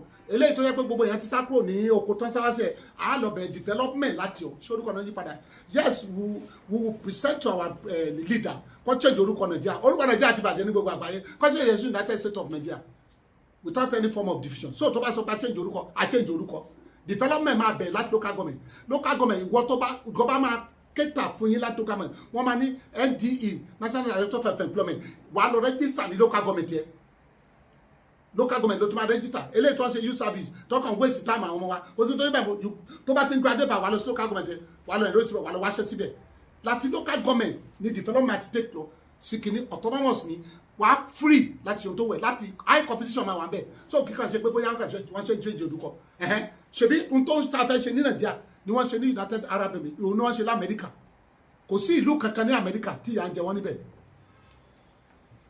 eléyìí tó ní tó sọ pé wọ́n fẹ́ change orúkọ àní development láti state ní state governor are responsible sí àwọn èèyàn ẹ wo many roads wọ́n ní federal road ní ṣé wọ́n ṣe so nǹkan tí ò yé wọn nìyẹn let me go further our leaders cannot even reason together again and fashion a better life for our people. Unfortunately, they have allowed corruption to blindfold their eyes completely. It is fumbling and wobbling, suffering and dropping dead on daily basis. Àwọn èèyàn ń kú lójoojúmọ́ nígbà tẹ́bí ń pa wọ́n. Àwọn ìjọba àgbáyé tí wọ́n lọ sọ́dọ̀ wọn yẹn wọ́n tẹ̀kẹ́ àwọn èèyàn wọn ní ebi ò kì í pa wọ́n. Gbogbo aláwọn bí kábá wà ní Britain ní síbáì £200 àáfìrò oúnjẹ ayọ̀ wa àjẹ lóṣù kan. Ṣé wọ́n lè rí bẹ́ẹ̀ níbí? Ẹ lọ sí ìgboro kẹ́lọ́ bẹ̀ sí kẹ́lọ́ ohun tó ṣẹlẹ̀ bẹ́ẹ̀. Looking for federal and state appointment to enrich their pocket. It is a pity that we have become slaves in our own country while we have abundant, competent, qualified, knowledgeable, and brilliant leaders who can redesign and develop our country better than United States of America, United Arab Emirates, etc. Envied by other nations. Ṣáà ní olórí tó dání. Ọmọ Nàìjíríà, obìnrin kan ní Amẹ́ríkà, ó lóyún, ọmọ ẹ̀ ní brain tumor, ó gbé oyún yẹn jáde, ó operate ọmọ yẹn, ó yọ tumor yẹn jáde, ó gbé padà sí wọ́n dẹ̀ bí. 400 story building tó wà ní Dubai, ọmọ Yorùbá ló design. Ẹ quote mi, ọmọ Yorùbá ni. Gatwick airport tó wà ní Britain, ọmọ Yorùbá ló ní. Àwọn ọmọ Yorùbá ṣe dáadáa, ọmọ Nàìjíríà ṣe dáadáa. Àwa la kó wọn jọ ká utilize brain wọn, àbí àti ọgbọ́n Ọlọ́run tọ́lọ́run fún wọn, àwọn kan scatter káàkiri gbogbo ayé. Àwọn leader yìí ni, àwọn leader wa náà ní problem wa tó ní pé wọ́n kàn ju ipò ni, wọ́n máa wá appointment fúnra wọn. Dání kan bá ti jẹ minister lẹ́ni, yọ ẹ̀sà ọmọ olóríire. Kí la gain lẹ́bẹ̀ẹ́? Kí la gain? Ní ìlú òyìnbó, èmi lọ bẹ̀ ní, àwọn òyìnbó ẹni tó bá fi ṣe nǹkan kan, ó gbọ́dọ̀ ṣiṣẹ́. Tó bá rí tára yìí bá ti lè complain fún ààrẹ wọn pé kò ṣe, wọ́n máa yọ ni. Ṣé wọ́n lè yọ ń bí? Ṣebí àwọn minister wọn náà gbọ́ pé wọ́n kó jẹ wọ́n kó nǹkan kẹ̀jẹ̀ kí lè ṣe fún wọn? Kí ló fẹ́ ṣe fún wọn? Kò sí kankan náà.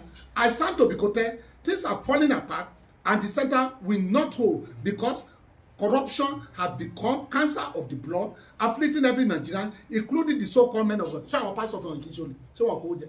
Ṣé wọn ò corrupt? Ṣebí EFCC chairman ló sọ, ó ní àwọn men of God corrupt.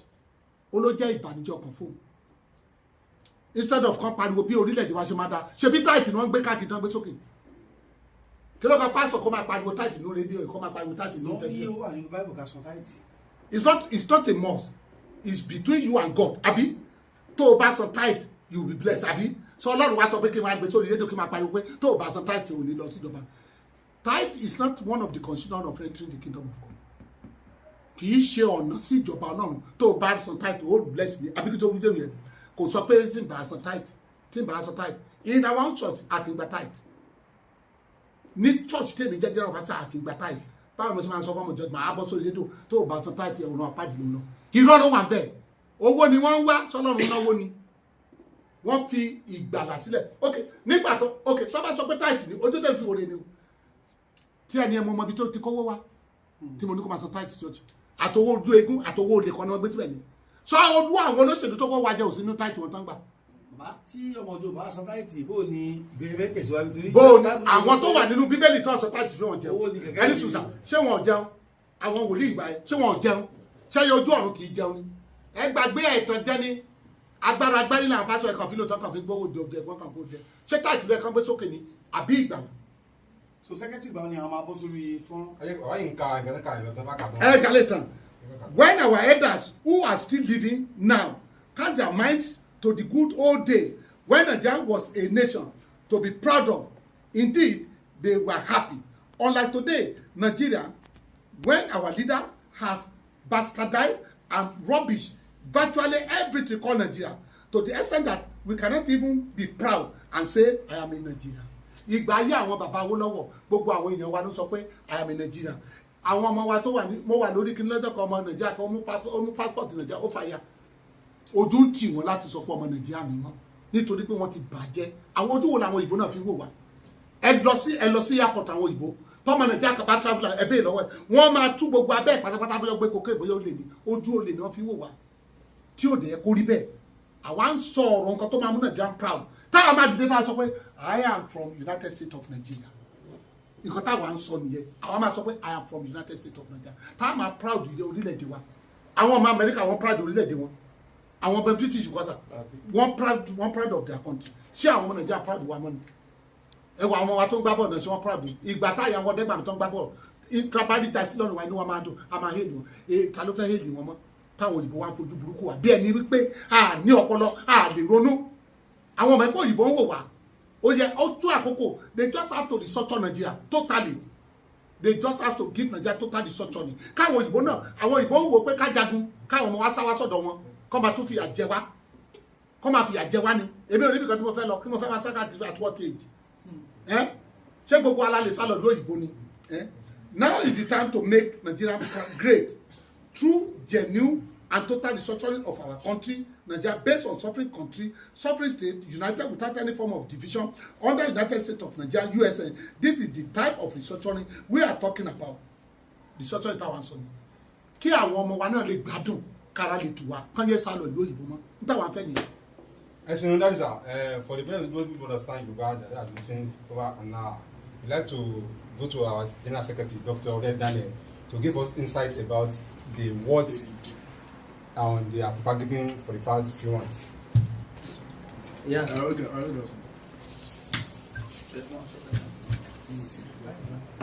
So it's fine saying we're going to TV as you work with Prophet Olagunju wòlíì tí kì í wẹ̀ bó ti jẹ́ wípé fún àtúntò orílẹ̀-èdè Nàìjíríà òun náà ni wọ́n dúró lé lórí wípé gbogbo lálàálù tó wà lórílẹ̀-èdè yìí àìríjẹ àìrímu pé kó lè bọ́ sí ohun ìdẹ́kun bẹ́ẹ̀ báwọn ọmọ wa náà ṣe ń japa lọ sílùú òyìnbó nítorí pé ara òrokùn ara òyẹyẹ náà ló jẹ́ kó máa lọ sí pé àwọn lọ lóyìnbó kódà ẹlòmíì ti bọ́ sọ́wọ́ ẹni tó ń gbá wọn ẹlòmíì á gba 20 million lọ́wọ́ ẹlòmíì fún ìrìn àjò tó yẹ kó ju 5 million 10 million lọ àmọ́ ká ní pé abá tó orílẹ̀-èdè wa ṣòye ká kàn máa lọ sílùú òyìnbó pé ká lọ ṣe ìgbafẹ́ ká lọ tọ̀ lásán ká dẹ̀ padà wálé ni nítorí pé ilé náà ni àbọ̀ sí mi kò nígbà yẹn ká gbọ́ ọ̀rọ̀ láti ẹnu General Secretary nípa United Nigeria.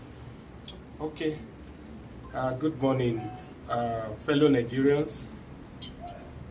To start with, I would like to appreciate God, also to appreciate the visionary of this project Nigeria that we are talking about, in person of Prophet Wale Olagunju. He has submitted himself for the use of God, and we are following. Looking at the situation on ground and the way out.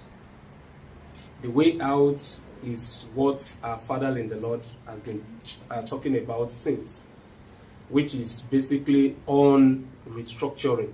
I mean, total restructuring of Nigeria nation. Of Nigeria nation, not just regional or whatsoever, but total restructuring that gives each state of the country autonomy.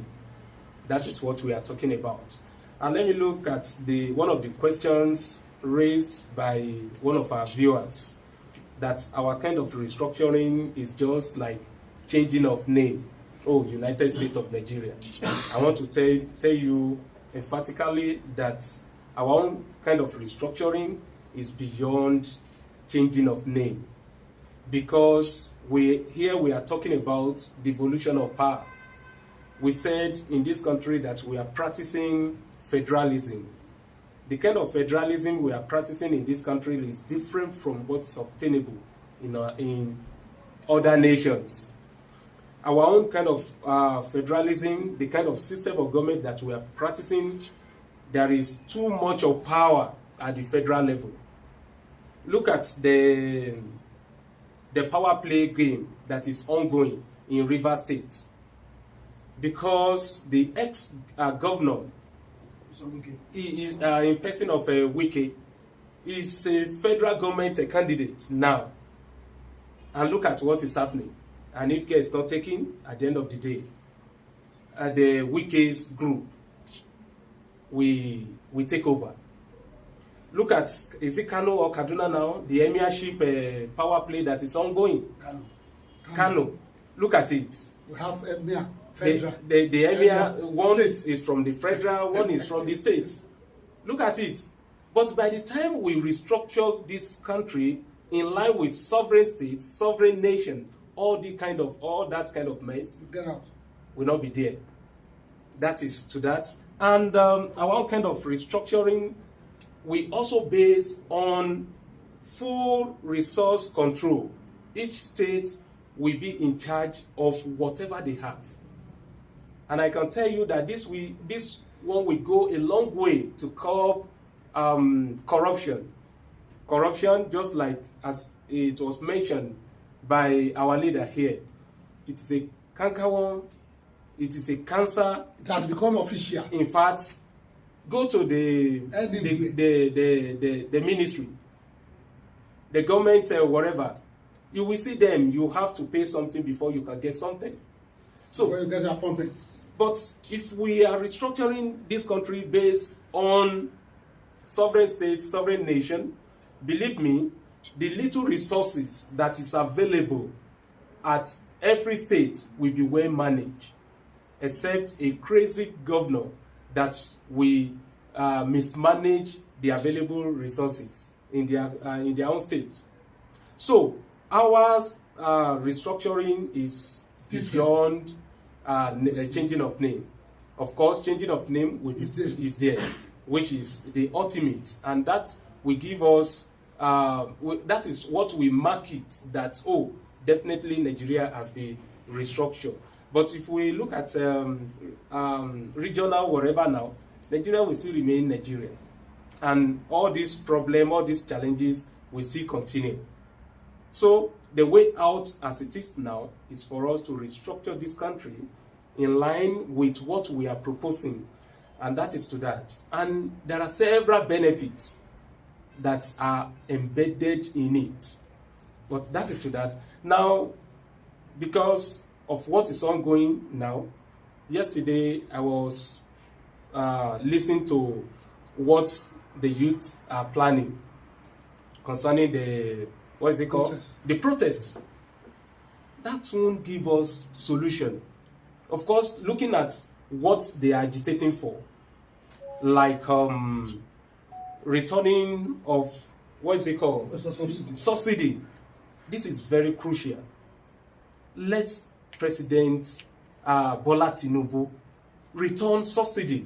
Yes, they said the reason why they remove it is because some people, they have seen it as cash cow in which they have depended on. But I can tell you, despite that, the masses are still benefiting from it. True or false? Masses are still benefiting from it. Yeah, some people are eating deep in it, but masses are still benefiting from it. Look at when there was subsidy. How much are they selling bread? How much are they importing cars? How much is the how much was the school fee? How much was the tomato and all the rest? Yes, they said the people are investing in it. Please let our president return it. This is very crucial, and this will cause the price of goods to crash. That is one. And another thing is the question that one of the journalists mentioned, that the problem was the floating of our naira. Why? Why did we float our naira? Those are the major problems caused by President Tinubu. Of course, just like what our father said, it has been on ground. Yes, we know. But by the time he got there, he's supposed to sit down. Study things. Study the environment, study what is happening. It's not that you just come on board, you said, oh, today's subsidy has been removed, so the economy, the naira should be floated. No. So these are the urgent needs that the Mr. President needs to work on. If we bring back our naira, that is, moving it from floating to what it's supposed to be, believe me, it will also help us indeed. Okay. There is a question which here. Someone said, what is your take on the revamping of the refineries? Yeah, revamping of the refineries is a good idea, but look at how long they have started this thing, right from the time of Obasanjo. Oh, all our refineries, we are going to bring them on board, they are going to start working. Was he able to do it? Jonathan got there. What did he do about it? What is his name? Buhari got there. He could not do it. And our own Baba is there now. So, are they going to do it? There is a news that by the beginning of August, will start working. Let us wait and see. Let's wait and see. Àwọn tó fi corruption pa orílẹ̀-èdè wa jẹ́ tí wọ́n jẹ́ wọ́n. They have been spending billions of dollars. Just like Ajaokuta. on all those things. What is it today? People are just making it to cash out money into their own pockets. That is it. I don't know, maybe if there is any other question. There's another question. Before in Nigeria, we have some of the past presidents. He actually endorsed a Nigeria-made car, even though we are not the one producing that car. We have we have foreign companies. They established here. I can remember very well, they used to call it Japa. Yes. They land. Then it was so easy. You can see our graduates with a little amount of money being paid, they could use car. People then, there's a value in education that, okay, once my child passed through university, we work in a good company, use good car, live in a good apartment, and the economy is working. So where do we get it wrong exactly? That now we have to even order for Tokumbo. Now we cannot even order Tokumbo again. It's not Nigeria used car.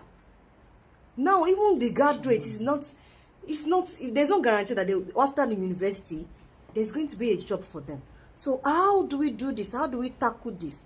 100,000 is no longer a good salary in Nigeria. Before, when you are collecting 100,000, then you are anywhere, you are doing good. How do we tackle this? Okay. Exactly. For us to be able to tackle this, we still need to go back to restructuring in line with sovereign state, sovereign nation. If we restructure Nigeria in that line, believe me, we will have what we call working system, working institution. When you have a working system, working institution, we will have good leadership. That is where we got it wrong. We have, I don't want to call them bad leader, but that is what we have. It's because of our system that is not working, that is not functioning. In a sane environment like a US, believe me, there is no any leader that can embezzle money, that can mismanage resources. You can't score free. In a sane environment like China, in a sane environment like other nations, advanced nations, you can't mismanage the people's fund. That is where we got it wrong. We don't have working system. So, but if we restructure this country now, believe me, we will have rule of law, we will have working system. And in any organization or in any country where there is a working system or institution, believe me, anybody that is there as a leader will perform.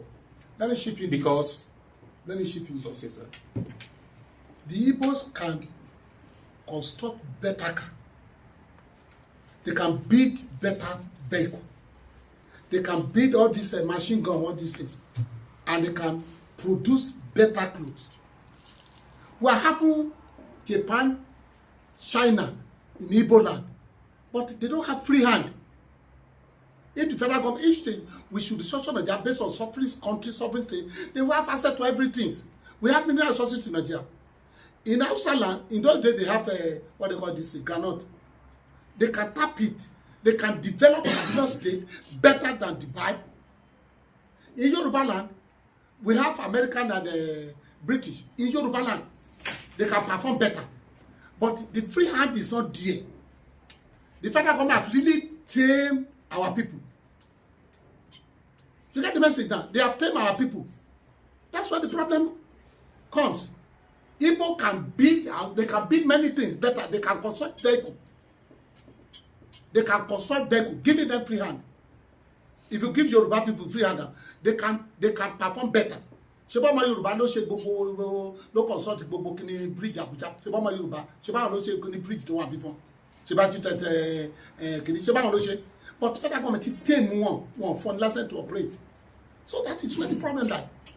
Now, sir, let's talk about àwọn wọ́n fi so much blame lórí Dangote pé ìjọba fún òun nìkan ní free hand láti máa produce àwọn nǹkan tá à ń jẹ látòrí cement la fẹ́ sọ ta fi ń kọ́lé ni oúnjẹ tá à ń jẹ nǹkan pé kéré tí wọ́n fún àwọn tó kù ní agbára. Ara nǹkan tó ń fa wàhálà ní Nàìjíríà gan ni ara nǹkan tó ń fa problem Nàìjíríà ni ẹ rí i pé ok Dangote nìkan ẹ lọ sí port òun nìkan ló gbà bẹ́ẹ̀ I have nothing against Dangote òun nìkan ló ń ṣe cement òun ló ń ṣe rice òun ló produce sugar òun ló produce iyọ̀ kí lẹ́yìn náà ń ṣiṣẹ́ àwọn ẹ̀yà yòókù ẹ̀ nǹkan tó mi sọ pé wọ́n marginalize ẹ̀yà kan nìyẹn we are talking about marginalization of some certain tribes educators now okay tẹ́ bá lọ síbẹ̀ Yorùbá ò ní access okay despite pé Yorùbá gangan ilẹ̀ Yorùbá ní port yẹn wà ẹnìkan kan wà láti onísìn òun ló dominate nǹkan tó ń bí àwọn ènìyàn nínú yẹn tó fa wàhálà ni but many people wọn ò sọ̀rọ̀ wọn kàn gbé sínú wọn kàn dákẹ́ kò yẹ kó rí bẹ́ẹ̀ so there is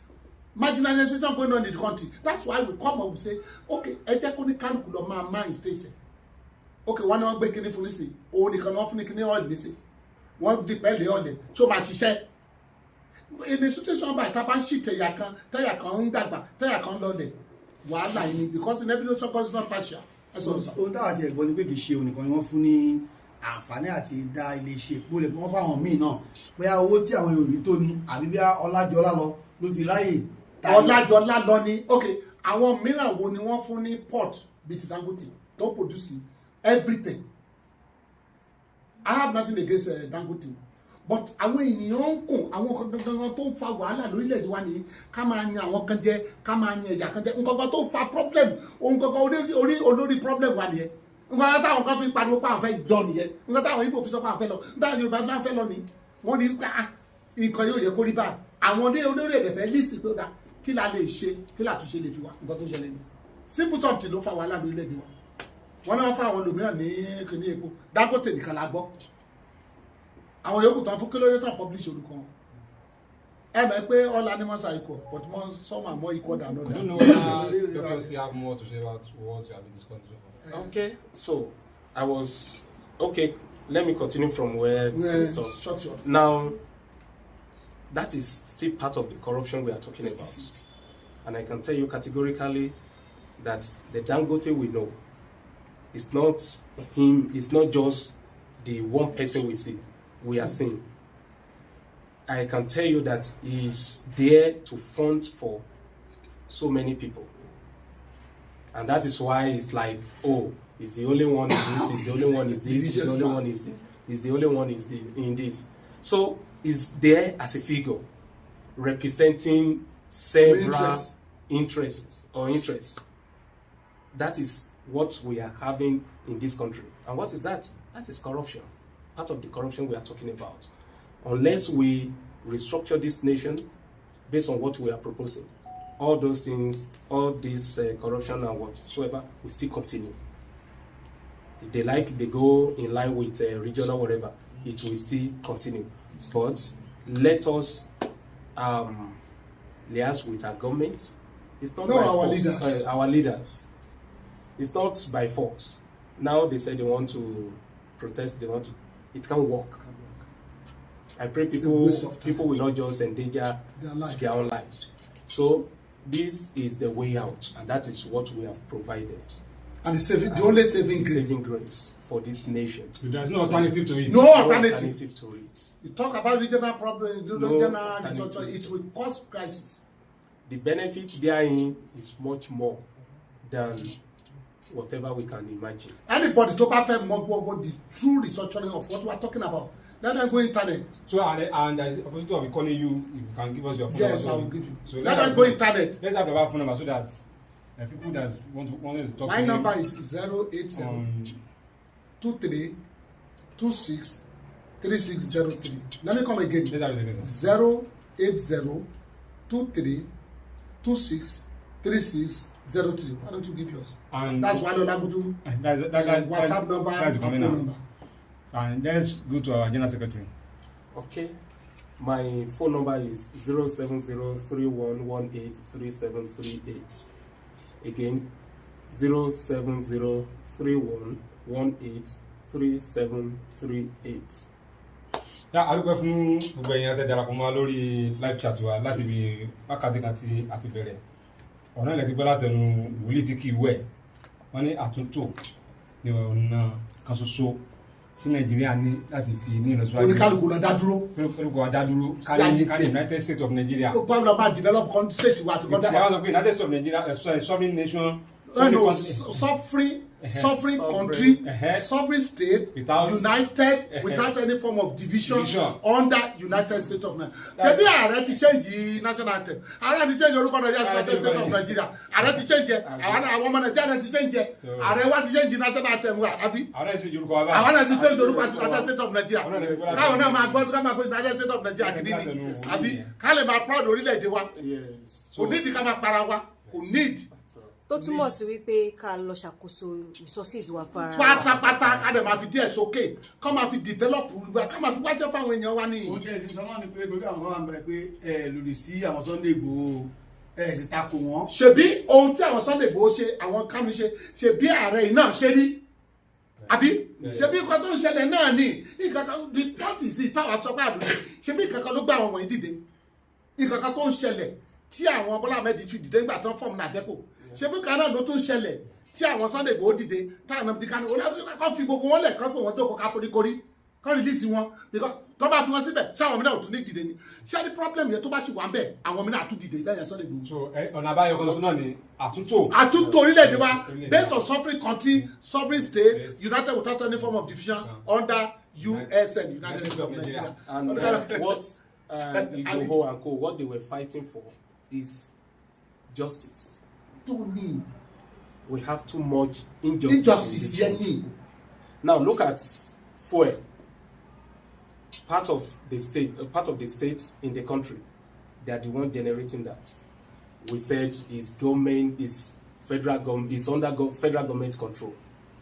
But to go to the north, when we are talking about gold and some other things, it's not under federal government control. Injustice, what is that? That is injustice. Nǹkan tó ń bí àwọn kan tó ń dìde tó ń sọ pé àwọn fẹ́ lọ́gbọ́n not only good, they also have rubies and co. Bẹ́ẹ̀ni, so àwọn tó ń wéyà àwa ò bá wọn jà àwa ò condemn àwọn. We are not condemning them. We are not condemning them. Nǹkan kan ló gbé wọn dìde.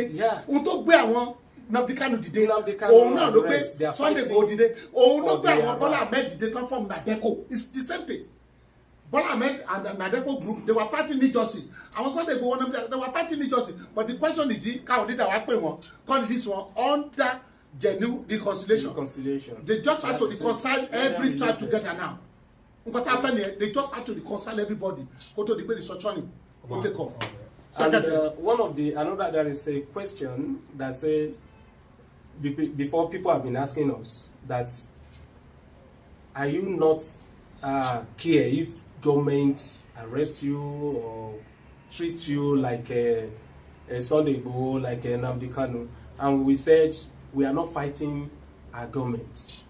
What we are doing is to provide solution, because the mess on ground now is beyond what our government can handle alone, and that is why we are out to provide solution.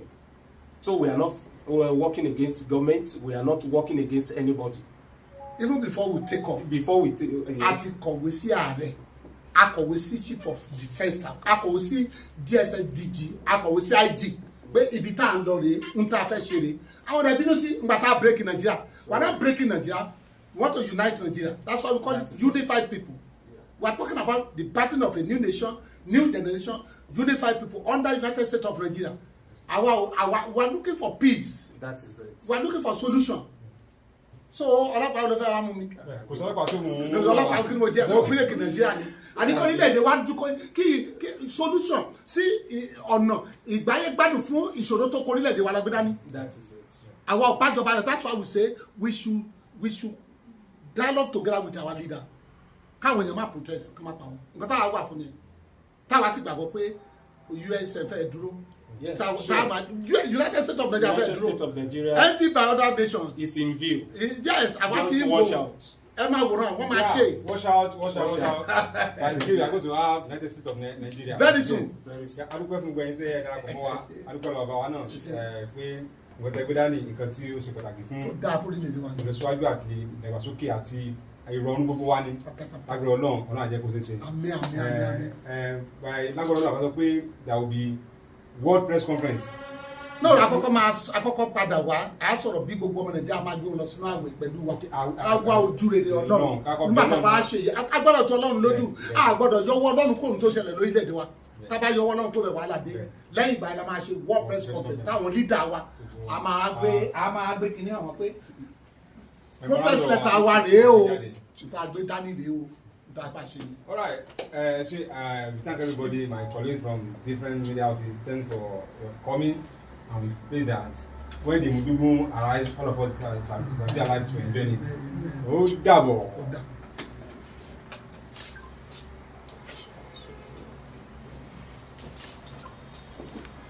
ẹni sọ̀rọ̀ ẹ náà ti lọ fún pẹ́pẹ́ ó ya